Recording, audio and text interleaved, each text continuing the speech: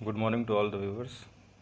This is the next part of our consumer equilibrium chapter.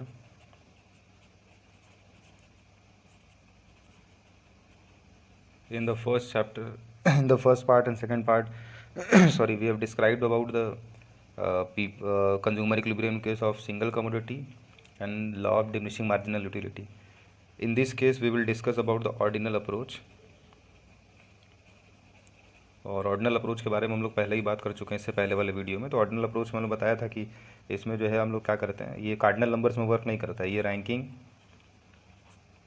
या फिर preferences के basis पे वर्क करता है। रैंकिंग दिए जाते हैं या प्रेफरेंस दिए जाते हैं, उसके बेसिस पे ये वर्क करता है। तो इसके अंदर जो मेन हमारा टॉपिक पढ़ना है वो है हमारा आईसी, जिसको हम लोग बोलते हैं इंडिफरेंस कर्व।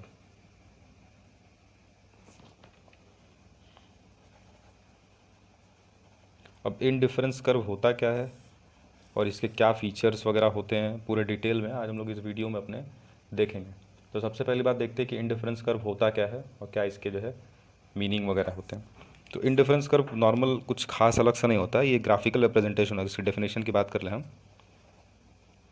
तो it is graphical representation of, graphical मतलब ग्राफ के थ्रू बनाया गया हुआ,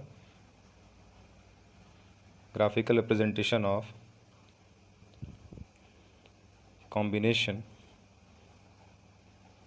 of two goods, और टू गुड्स कुछ भी हो सकते हैं, हम लोग लिख सकते हैं दैट इज एक्स गुड्स और Y goods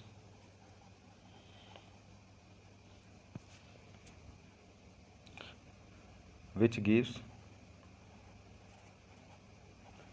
equal satisfaction at each point. तो ये हो गया हमारा डेफिनेशन, छोटा सा और आसान सा डेफिनेशन है कि कंज्यूमर इक्विलिब्रियम होता है क्या है कि इंडिफरेंस कर्व क्या होता है। तो इंडिफरेंस कर्व एक ग्राफिकल रिप्रेजेंटेशन होता है। ग्राफिकल रिप्रेजेंटेशन मतलब ग्राफ के थ्रू बनाया गया ग्राफिकल रिप्रेजेंटेशन होता है, जिसमें कॉम्बिनेशन होते हैं दो गुड्स के, जो कि देता है equal satisfaction at each point, यानी सारे पॉइंट पे इक्वल सेटिस्फैक्शन आपको मिलेगा थ्रू इंडिफरेंस कर्व। ये आपकी दो बातें हो गई। अब हम देख लेते हैं इसको with the help of a normal schedule के बेसिस पे देख लेते हैं कि होता कैसे है, ये कैसे वर्क करता है। तो सबसे पहली बात है शेड्यूल में हम ले लेते हैं अपना एज यूजुअल कॉम्बिनेशंस, फिर एक ले लेते हैं अपना एप्पल ले लेते हैं हम सपोज, यही हमारा हो जाएगा एक्स गुड्स, और एक साइड हम ले लेते हैं ग्रेप्स ले लेते हैं, अंगूर ले लेते हैं, ये हो जाएगा वाई गुड्स। अभी हमारा शेड्यूल एक तैयार कर लेते हैं, देख लेते हैं कैसे वर्क करता है। तो इसमें कॉम्बिनेशन लेना है और हर कॉम्बिनेशन इक्वल सेटिस्फैक्शन देगा, ये हमको पता होना चाहिए, ये हमको पता है भी, ठीक है। सारा कॉम्बिनेशन इक्वल सेटिस्फैक्शन देता है आईसी के अंदर में। अब देख लेते हैं ये वर्क कैसे करता है। सबसे पहली बात कि कॉम्बिनेशन हम बढ़ा के देखते हैं। पहला कॉम्बिनेशन लिया हमने एक कॉम्बिनेशन में हमने लिया कि एक सेब लिया और 20 पीसेस ऑफ अंगूर लिए, ये हमारा पहला कॉम्बिनेशन बन गया। दूसरा कॉम्बिनेशन बढ़ा जब हम लेंगे तो हम क्या, अगर हमको सेब बढ़ाना है दूसरे कॉम्बिनेशन में, then we have to sacrifice grapes. ये तो नियम आपको पता है, पीपीसी का ही पुराना नियम है कि एक गुड्स को बढ़ाने के लिए, जब दो गुड्स हमको खाने हैं तो एक गुड्स को बढ़ाएंगे तो दूसरे को सेक्रीफाइस करना ही पड़ेगा, ये पूरा का पूरा भरा हुआ नियम है। तो जब हम इसको दो करते हैं तो कहीं ना कहीं इसको सेक्रीफाइस करना पड़ेगा हमको, या फिर कि कॉम्बिनेशन हम उसको बढ़ा लें, ठीक। तो दोनों ऑप्शंस अवेलेबल हैं, क्या कर सकते हैं। जैसे पहला गुड्स हमने लिया तो पहला गुड्स का हमने लिया कि भाई एक एप्पल हमने लिया और 20 पीस ग्रेप्स का कॉम्बिनेशन रखा। दूसरा कॉम्बिनेशन हमने रखा कि दो एप्पल ले लिए और यहाँ पे हम इसको बढ़ा के देखते हैं, कम वाला तो सब समझाते हैं, हम बढ़ा के देखते हैं, 25 का ये लिया। तीसरा कॉम्बिनेशन हम लिया, हमने ग्रेप्स को 3 पीस किया और हमारा जो है इसको लिया 21 पीस। अब हम देखते हैं नेक्स्ट हम देखते हैं कि हमने डी कॉम्बिनेशन लिया, हमने लिया इसको 4 पीस ले लिया और इसको हम कर लेते हैं 18 कर लेते हैं, इसको हम 30 मान लेते हैं तो ज़्यादा अच्छा रहेगा, हमारा डिक्रीजिंग ऑर्डर प्रॉपर आ जाएगा, ठीक। अब ये हमारा कॉम्बिनेशन प्रॉपर हो गया। अब हम देखेंगे कैसे इसको पढ़ा कैसे जाता है और समझा कैसे जाता है। कि पहला कॉम्बिनेशन हमारा दिखा रहा है ये, कि फर्स्ट कॉम्बिनेशन हमारा है ये वाला हिस्सा, इसको बोलते हैं फर्स्ट कॉम्बिनेशन। अब इस कॉम्बिनेशन को अगर हम कंज्यूम करेंगे, यानी एक थाली हमको मिली, उस थाली में एक जो है सेब रखा हुआ है और छोटे छोटे जो है कई सारे जो है अंगूर रखे गए हैं। तो सेब कितना है 1, अंगूर कितने हैं 30, ठीक। तो टोटल हमारा जो बन गया वो क्या बना, एक थाली का ऑप्शन। अब इस थाली को कोई भी कंज्यूमर खाएगा वो 100% सेटिस्फाइड होगा, दैट इज़ डन, ये बात एकदम निश्चित है। अब हम देखते हैं दूसरा हमारा कॉम्बिनेशन ये है, जहाँ उसी थाली में एक ऑप्शन दिया गया कि आप 2 पीस सेब ले लीजिए और बाकी अंगूर जो रहेंगे आपके वो रहेंगे 25 पीस, ठीक 25 पीस। तो इस थाली को भी अगर कोई कंज्यूम करेगा then also he will get और शी विल गेट 100% सेटिस्फैक्शन। तीसरी थाली को भी कंज्यूम करने वाला भी 100% और चौथी थाली को कंज्यूम करने पे भी आपको मिलेगा 100% सेटिस्फैक्शन। ऐसे कई और थालियाँ हो सकती हैं जहाँ हम एक को बढ़ाने के लिए दूसरे को डिक्रीज़ करके देख सकते हैं, ठीक। ये तो मानी हुई बात है कि एक बढ़ाएंगे दूसरा डिक्रीज़ होगा, ये तो कन्फर्म है। बिना डिक्रीज़ करे हम एक ही थाली में कैसे दोनों एडजस्ट कर सकते हैं। अब ये बात अगर यहाँ तक समझ में आ गई हो तो फिर हम आगे देखते हैं इसके डायग्राम पे। यानी कि यहाँ पे पूरा हमारा हो गया कि हर थाली को खाने से the consumer will be 100% satisfied. हो सकता है कि उसका चॉइस हो कि भाई किसी को सेब ज़्यादा पसंद है तो जो ये वाली थाली है वो ये खाएगा, जहाँ पे अंगूर की अमाउंट कम हो और सेब ज़्यादा हो। किसी को अंगूर ज़्यादा पसंद हो तो वो ये वाला ऊपर वाला ये कॉम्बिनेशन खाएगा। सेटिस्फाइड वो दोनों उसी पे हो जाएंगे, ठीक। अब हम देखते हैं अपना इसका ग्राफ देखते हैं छोटा सा। अब ये इसका ग्राफ हम देख लेते हैं। ग्राफ में मैंने बताया था मार्किंग बहुत ज़रूरी है, और मार्किंग ज़रूरी इसलिए क्योंकि हमेशा इकोनॉमिक्स में मार्किंग कब होते हैं, यहाँ हो जाएगा वाई, यहाँ एक्स हो जाएगा, यहाँ हो जाएगा ओ ओरिजिन।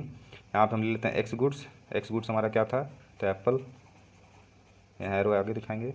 यहाँ लेंगे वाई गुड्स हमारा था क्या था ग्रेप्स, तो इसको हम लोग यहाँ दिखा लेंगे। तो जब उस कॉम्बिनेशन को हम ड्रॉ करेंगे तो हमारा शेप जो है कुछ इस तरीके से आएगा। हम यहाँ लिख देंगे IC, यानी IC का शेप हो गया ये, जिसको इस शेप को क्या बोलते हैं, इस शेप को बोलते हैं कॉन्वेक्स शेप, ठीक। अब हम देखते हैं कि ये शेप जो है, अब पॉइंट हम मार्क कर लेते हैं, A point, B point, C point और D पॉइंट। हर पॉइंट पे जितने भी पॉइंट है सब पे कंज्यूमर विल बी 100% सेटिस्फाइड। यही हमने डेफिनेशन में भी लिखवाया था, ग्राफिकल रिप्रेजेंटेशन हो ही गया और सारे पे ये 100% सेटिस्फाइड होगा, ये तो कन्फर्म बात है। इसमें कोई भी मतलब सोचने जैसा और समझने जैसा चीज़ नहीं है, हर एक पॉइंट पे 100% सेटिस्फाइड कंज्यूमर होगा, ठीक। अब हम बात कर लेते हैं इसके आगे के टॉपिक के बारे में, बात कर लेते हैं कि इसमें जो है फीचर्स क्या क्या होंगे। तो फर्स्ट एंड फॉरमोस्ट फीचर जो होता है किसी भी IC का वो क्या होता है वो देख लेते हैं। तो यहाँ लिख देते हैं हम लोग फीचर्स ऑफ इंडिफरेंस कर्व। इसको कई जगह प्रॉपर्टीज़ भी लिखा जाता है, तो आप पब्लिक करके इसको प्रॉपर्टीज़ भी लिख सकते हैं, ठीक। Properties of IC। तो पहला इसका जो प्रॉपर्टी होता है वो होता है sloping downward from left to right. यानी पहला ये सेम है PPC, अगर जिसने पढ़ा होगा प्रीवियस वीडियो में, सो ही और she will get better understanding. Sorry. तो यहाँ पे क्या है कि ये भी स्लोप करता है डाउनवर्ड लेफ़्ट टू राइट के लिए। अब क्यों करता है तो उसका रीज़न हम देख लेते हैं। तो यहाँ पे हम लिख लेते हैं रीज़न। तो रीज़न क्या है भाई, ऐसे स्लोप क्यों करता है, तो स्लोप इस वजह से करता है क्योंकि एक गुड्स को इफ़ वन गुड्स जो होंगे has to be sacrificed to gain other good. यानी एक गुड्स को आपको सेक्रीफाइस करना पड़ेगा, एक गुड्स हम क्या करेंगे सेक्रीफाइस करेंगे, तभी हम गेन करेंगे अदर गुड्स को, ठीक। यही हमारा नियम होता है कि इसको सेक्रीफाइसिंग ज़रूरी है, बिना सेक्रीफाइस के आप दूसरे गुड्स को यूज़ नहीं कर सकते, ठीक। अब हम देखते हैं अपना दूसरा प्रॉपर्टी और फीचर। तो दूसरा हमारा जो है फीचर, सेकंड फीचर हमारा जो हो जाएगा वो हो जाएगा IC इज़ कॉन्वेक्स। कॉन्वेक्स तो होता ही, अभी हमने ऊपर देखा डायग्राम में कि IC का जो डायग्राम है वो क्या है, कॉन्वेक्स है। अब कॉन्वेक्स क्यों होता है तो वो हम देख लेते हैं कैसे होता है ये कॉन्वेक्स। अब इसका जो रीज़न लिखा गया है, अब यहाँ पे जो रीज़न है इसका, वो रीज़न है आपका ड्यू टू डिमिनिश और डिक्रीज इन MRS। यानी ये इसका रीज़न हो गया कि ड्यू टू डिमिनिश और डिक्रीज इन MRS में डिमिनिश या डिक्रीज के होने की वजह से ही ये ऐसा होता है। तो अब सबसे पहली बात तो MRS क्या होता है उसको देख लेते हैं। तो MRS को बोलते हैं हम लोग मार्जिनल रेट ऑफ सब्स्टिट्यूशन। अब मार्जिनल रेट ऑफ सब्स्टिट्यूशन होता क्या है तो वो देख लेते हैं। ये बहुत अलग सा नहीं है, एक रेट होता है, it is the rate of substitution of one goods in place of other goods। यानी एक गुड्स को सेक्रीफाइस जब करते हैं, सब्स्टिट्यूट करते हैं दूसरे गुड्स से, तो उसी रेट को हम लोग क्या बोलते हैं, उसी रेट को हम लोग बोलते हैं MRS बोलते हैं। ठीक, तो अब इसका जो फॉर्मूला होता है ये भी उसी की तरह होता है, MRS is equal to delta Y upon delta X. Same formula होता है, फार्मूले में कोई चेंजेस नहीं होंगे। सेम फार्मूला जो कि हमारा MRT का होता है, सेम MRS का भी फार्मूला वही होता है, MRS equal change in Y goods upon change in X goods. अब हम इसको देख लेंगे अपने टेबल को किस तरीके से MRS को निकाला जाता है, तो एक टेबल के थ्रू हम इसको देख लेते हैं। तो टेबल जो हमने पीछे बनाया हुआ था कॉम्बिनेशंस वाला, ये हमारा कॉम्बिनेशंस था, ये एक्स गुड्स थे और ये वाई गुड्स था। अब इसी में हम अपना MRS का भी कॉलम देख लेंगे कैसे निकलता है। तो ए कॉम्बिनेशन में लिया था 1 और 30 का, बी कॉम्बिनेशन लिया था 2 और 25 का, सी लिया हुआ था हमने 3 और 12 का, फिर डी कॉम्बिनेशन हमने लिया हुआ था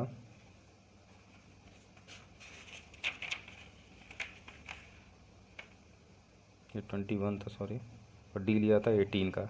तो अब हम अपना MRS देख लेंगे कि MRS हमारा किस तरीके से निकलेगा।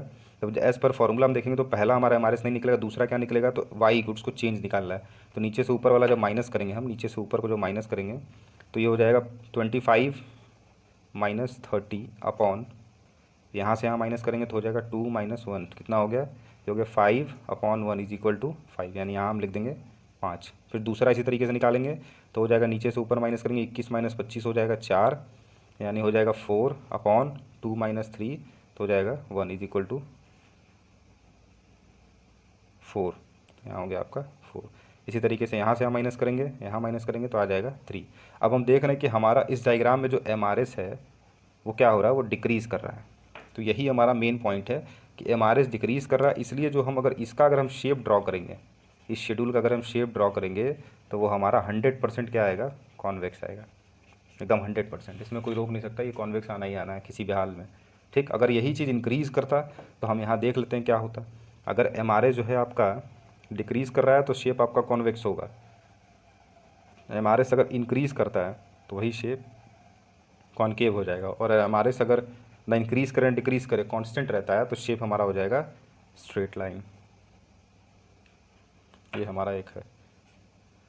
तो कई बार पूछे जाते हैं कि when MRS is increasing then the shape of IC will be, तो shape of IC will be concave. ठीक, इस टेबल को याद रखेंगे तो ये इंपॉर्टेंट टेबल है, मैं लिख भी दे रहा हूँ मैं इंपॉर्टेंट, तो ये याद रहेगा तो बाकी सारी चीज़ें इसमें क्लियर हो जाएंगी। अब हम देखते हैं, बढ़ते हैं अपने नेक्स्ट थर्ड प्रॉपर्टी के लिए। तो थर्ड प्रॉपर्टी हमारी क्या है वो देख लेते हैं। तीसरी प्रॉपर्टी बड़ी आसान सी है, बोलता जाता है कि higher IC gives higher satisfaction.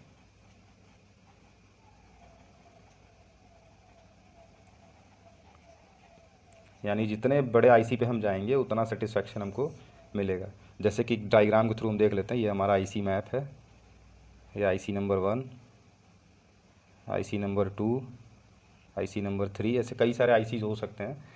तो जितने ज़्यादा अगर हम इस पे हैं तो हम कम सेटिस्फाइड, हम इस पे जहाँ बढ़ेंगे तो ज़्यादा सेटिस्फाइड, इस पॉइंट पे बढ़ेंगे तो और ज़्यादा सेटिस्फाइड है, क्योंकि कॉम्बिनेशन जो होगा हमेशा हमको ज़्यादा मिलेगा। और इसका रीज़न जो लिखा गया, जो इसका रीज़न है वो रीज़न लिखा गया due to monotonic preference of consumer, monotonic preference of consumer, यानी कंज्यूमर के मोनोटॉनिक प्रेफरेंस होने के वजह से वो ऐसा करता है। अब मोनोटॉनिक प्रेफरेंस होता क्या है कि हमेशा हमको क्या लगता है कि मोर क्वांटिटी, ज़्यादा क्वांटिटी अगर हम खाएंगे, मोर क्वांटिटी सेटिस्फाइज मोर। ये हमको मतलब एक मन में धारणा बना है ना कि एक प्लेट में अगर 4 पीस मिल रहा है और एक प्लेट में 6 पीस मिल रहा है तो हम 6 पीस वाले प्लेट को ऑप्ट करते हैं, क्योंकि हमको पता है कि ज़्यादा खाएंगे तो हमारा पेट ज़्यादा भरेगा, और ऐसा करके। इसकी हम प्रॉपर डेफिनेशन जो है वो भी देख लेते हैं। तो मोनोटॉनिक प्रेफरेंस की वजह से इस IC पे, IC1 पे इसको कम सेटिस्फेक्शन मिलेगा, क्योंकि यहाँ पे कॉम्बिनेशन कम है। IC2 पे जब मूव ऑन करेगा तो ज़्यादा सेटिस्फेक्शन मिलेगा IC1 के हिसाब से। सेम पॉइंट पे अगर वो IC3 पे मूव करेगा तो ही और she will get more and more satisfaction in comparison of IC1 and 2। So the consumer, as we have said that more quantity gives him more satisfaction, so he will be on IC third। ठीक, तो monotonic preference का एक हम diagram देख लेते हैं। Diagram का तो मोनोटॉनिक प्रेफरेंस का मतलब जो होता है वो है, यहाँ लिख देता हूँ मैं। तो मोनोटॉनिक प्रेफरेंस का मतलब होता है consumer always make choice of one goods यानी ये गुड्स का तो वो चॉइस करेगा ही करेगा कि ये गुड्स को हम किस तरीके से खाएं और कैसे क्या करें, उसका तो उसको चाहिए ही चाहिए। Consumer always makes choice one goods more and not less of other goods हो जाएगा। अब स्टेटमेंट का मतलब ये हो गया कि कंज्यूमर क्या चाहता है, कंज्यूमर चाहता है कि जो पहला गुड्स है उसका भी उसको ज़्यादा मिले और दूसरे गुड्स का कम भी ना मिले। यानी अल्टीमेट वो क्या चाहता है, वो चाहता है कि जो हमारे बोथ गुड्स हैं, जो दोनों गुड्स हैं, वो दोनों को ज़्यादा खाना चाहता है बस। वही जो मैंने पहले बताया कि हमको ज़्यादा ही चाहिए, हम ये क्योंकि सेक्रीफाइस तो करना ही पड़ेगा किसी भी हाल में, अगर दोनों गुड्स को खाना है तो जो सेक्रीफाइसिंग भी है उसको भी हम कम से कम सेक्रीफाइस करते हुए भी खाएं। तो ये हमारा मोनोटॉनिक प्रेफरेंस है। अब हम चढ़ते हैं अपने नेक्स्ट जो है हमारा चौथा और आखिरी, वो होता है आपका, वो तो आसान है, वो बोलते हैं कि आई सी नेवर इंटरसेक्ट ईच अदर। क्योंकि अगर ऐसा होगा तो रिजल्ट्स में भी कॉन्ट्राडिक्टरी। इसका डायग्राम ऐसे कुछ बनता है, ये आपकी एक आईसी है, तो कोई भी आईसी ऐसे नहीं जा सकती। अगर ऐसा कुछ होता है तो ये गलत है। तो इसका जो मेन रीज़न यही होता है, ऐसा नहीं होता है, क्योंकि इसका जो रिज़ल्ट होगा, रिजल्ट्स में भी कॉन्ट्राडिक्टरी। क्योंकि ऐसा कभी हो ही नहीं सकता, क्योंकि हमेशा हर बार क्या होता है, जो कॉम्बिनेशन हम लेते हैं IC1 पे और IC2 पे, दोनों अलग अलग होते हैं। तो मैच करने, क्योंकि हर ये IC नंबर 2 इसीलिए बना है क्योंकि इसमें कॉम्बिनेशन ज़्यादा हैं, तो सेम पॉइंट तो कहीं पे आएगा ही नहीं। तो ये तो कभी सिचुएशन आएगा ही नहीं। अगर ऐसा आ जाता है तो फिर वो बेकार हुआ, IC आपने सही बनाया ही नहीं है। ठीक, तो यहाँ पे हमारा जो है वीडियो खत्म होगा, क्योंकि हमने 4 के 4 हमारे फीचर्स हो गए, मीनिंग्स हो गए, सारा कुछ हमने देख लिया। नेक्स्ट वीडियो में हम लोग देखेंगे, इसमें एक छोटी सी बात और बता देता हूँ मैं, एक IC मैप पूछा जाता है कई बार। तो आईसी मैप क्या होता है, आईसी मैप होता है कॉम्बिनेशन ऑफ आईसीज। कई सारे कॉम्बिनेशन ऑफ आईसी होते हैं, उनको आईसी मैप बोलते हैं। जैसे डायग्राम अभी मैंने पीछे देखा था, फिर एक बार देख लीजिए। अभी एक ही डायग्राम में कई सारे आईसीज अगर बने हुए हैं, IC number 1, IC number 2, IC number 3, तो इसी को आईसी मैप कहेंगे। ठीक, ये भी कई बार पूछा जाता है, तो ये आप देख लीजिए। यहाँ पे हमारा वीडियो जो है वो हो जाएगा। नेक्स्ट में हम लोग देखेंगे बजट लाइन क्या होता है, बजट लाइन और बजट इक्वेशन क्या होता है, फिर उसके उससे रिलेटेड फिर चेंजेस किस तरीके से उसमें होते हैं, वो हमारा नेक्स्ट टॉपिक रहेगा। Thank you for watching this.